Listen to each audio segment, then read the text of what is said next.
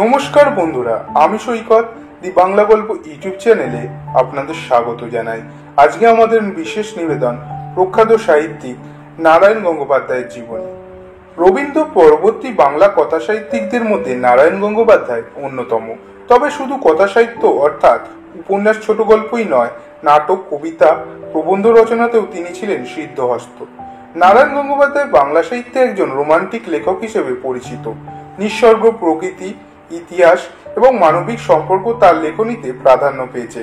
নারায়ণ গঙ্গোপাধ্যায় 1918 সালের 4 ফেব্রুয়ারি অবিভক্ত বাংলার দিনাজপুর জেলার বালিয়াডিঙ্গিতে তার জন্ম হয়।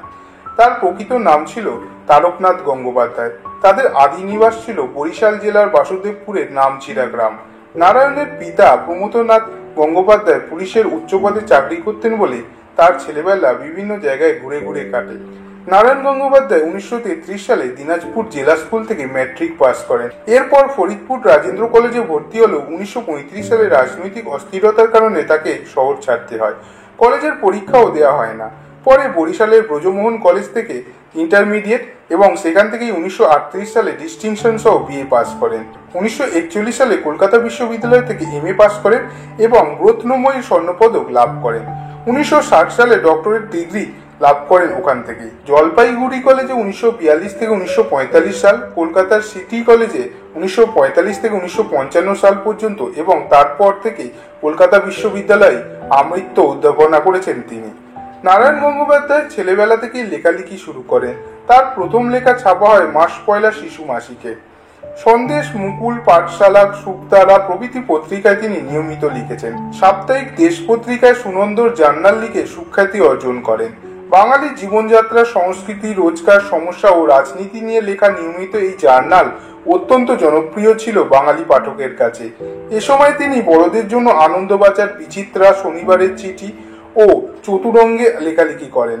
তার সাহিত্য জীবন শুরু হয় কাব্য চর্চা দিয়ে। পরে তিনি গল্প উপন্যাস লিখতে শুরু করেন। বড়দের জন্য রচিত প্রথম প্রকাশিত উপন্যাস ছাপা হয় মাসিক ভারতবর্ষে। ওটি গ্রন্থাগারে প্রকাশিত হয় 1943 খ্রিস্টাব্দে।